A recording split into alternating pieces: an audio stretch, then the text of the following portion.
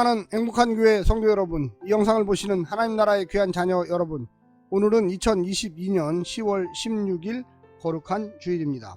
오늘 매일 성경 본문에서는 다윗 왕국을 무너뜨리기 위한 아히도벨의 두 번째 계략은 아히도벨이 12,000명의 군사를 이끌고 다윗을 밤에 추격하여 급습하고 다윗만 죽인 뒤 다른 모든 백성을 압살롬에게로 돌아오게 한다는 것이었습니다. 그러나 후세는 급하게 추격하지 말자는 의견을 냈습니다. 그는 이스라엘 전체에게 큰 군대를 소집하고 압살롬이 직접 사령관이 되어 다윗을 공격하고 다윗과 그의 모든 부하를 함께 죽이자라는 계획을 냈던 것입니다. 오늘 본문을 나누어 보겠습니다. 사무엘하 17장 1절부터 4절, 아히도벨의 작전, 12,000 군대 소집, 야간 기습, 모든 백성의 단합.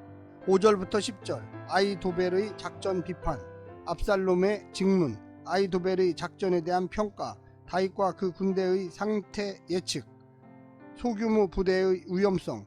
11절부터 14절, 후세의 작전, 대규모 군대 소집, 적군의 진멸, 압살롬의 평가.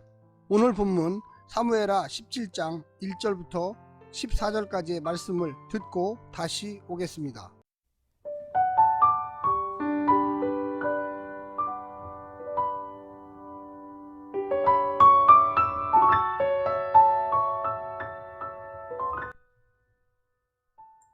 사무엘하 17장. 아히도벨이 또 압살롬에게 이르되 이제 내가 사람 12,000명을 택하게 하소서. 오늘 밤에 내가 일어나서 다윗의 뒤를 추적하여 그가 고나고 힘이 빠졌을 때에 기습하여 그를 무섭게 하면 그와 함께 있는 모든 백성이 도망하리니 내가 다윗 왕만 쳐 죽이고 모든 백성이 당신께 돌아오게 하리니 모든 사람이 돌아오기는 왕이 찾는 이 사람에게 달렸음이라. 그리하면 모든 백성이 평안하리이다 하니 압살롬과 이스라엘 장로들이 다 그 말을 옳게 여기더라. 압살롬이 이르되 아렉 사람 후세도 부르라. 우리가 이제 그의 말도 듣자 하니라.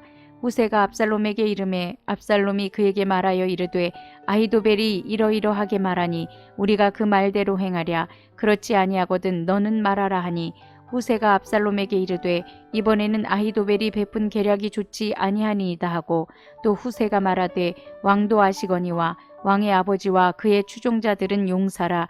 그들은 들에 있는 곰이 새끼를 빼앗긴 것 같이 격분하였고 왕의 부치는 전쟁에 익숙한 사람인즉 백성과 함께 자지 아니하고 지금 그가 어느 굴에나 어느 곳에 숨어 있으리니 혹 무리 중에 몇이 먼저 엎드러지면 그 소문을 듣는 자가 말하기를 압살롬을 따르는 자 가운데서 패함을 당하였다 할지라.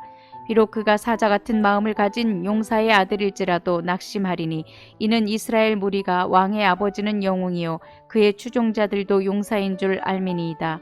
나는 이렇게 계략을 세웠나이다.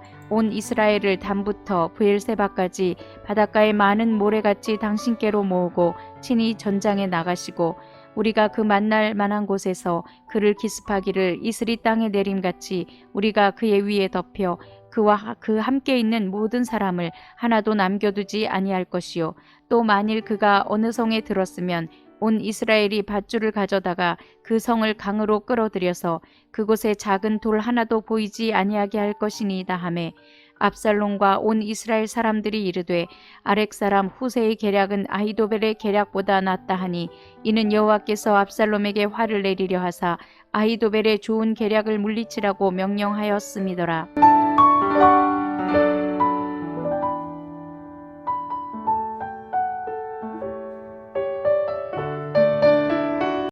아히도벨은 자신이 소규모 군대를 이끌고 야간을 틈타 기습하여 적군의 수장인 다윗 왕만을 죽이고 돌아오자는 작전을 세웠습니다. 다윗과 그의 사람들은 감람산을 넘은 뒤 크게 피곤했으므로 아히도벨의 작전이 시행되었다면 다윗은 죽음을 면치 못했을 것입니다. 반대로 후세는 시간을 두고 천천히 대규모 군대를 소집한 뒤 압살롬이 직접 군대를 이끌고 나가 다윗과 그 부하들을 완전히 진멸해야 한다고 주장했습니다. 이는 피곤한 다윗과 그의 부하들에게 쉴 시간과 군사를 모집할 시간을 제공하기 위함이었습니다.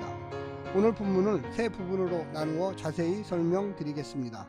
첫 번째, 아히도벨의 지혜. 아히도벨은 더 성공 가능성이 높은 탁월한 전략을 압살롬에게 제시합니다. 아무리 다윗의 충신들이라도 압도적인 공격력으로 위협하면 끝까지 버틸 수 있는 사람은 몇 없을 것입니다. 그러면 다윗을 죽이지 않고 생포할 수 있고 압살롬은 순조롭게 왕위를 차지할 수 있었습니다. 압살롬과 이스라엘 장로들이 다 동의할 정도로 그의 조언은 탁월했습니다. 하지만 지혜로운 조언이 다 성공하는 것은 아니고 늘 선한 것은 아니었습니다. 하나님께 돌아서게 하는 배모의 감교함이 있고 선악을 분별하는 참 지혜가 있습니다. 하나는 사망으로 다른 하나는 생명으로 인도합니다. 두 번째, 후세의 지혜. 후세는 압살롬에게 거짓으로 충성합니다. 하지만 그것이 후세의 지혜였습니다. 그의 조언은 압살롬보다는 다윗에게 유리하지만 그가 하나님의 편에 서 있는 다윗을 지지하기로 한 것이 그 조언을 지혜 있는 것이 되게 하였습니다. 악을 패하게 하는 것이 지혜요 선과 의가 승리하게 하는 것이 지혜였습니다. 잠깐 있다 사라지는 눈앞의 권력을 쫓으며 비굴하게 처신할 것이 아니라 참 주군에게 충성하기 위해 목숨을 건 거짓말을 하는 것이 지혜였습니다. 마지막 세 번째는 압살롬의 어리석음. 압살롬은 아히도벨의 지혜로운 조언을 듣고 좋아합니다. 하지만 후세의 조언에 속아 넘어갈 정도로 그는 어리석었습니다. 더군다나 후세의 조언을 듣고는 친구를 후대 헤세드하고 따라가는 것이 마땅하지 않느냐고 따지듯 묻습니다. 친구에 대한 변치 않는 사랑이 그렇게 마땅한 줄 알면서도 그는 아버지를 쫓아내고 있었던 것입니다.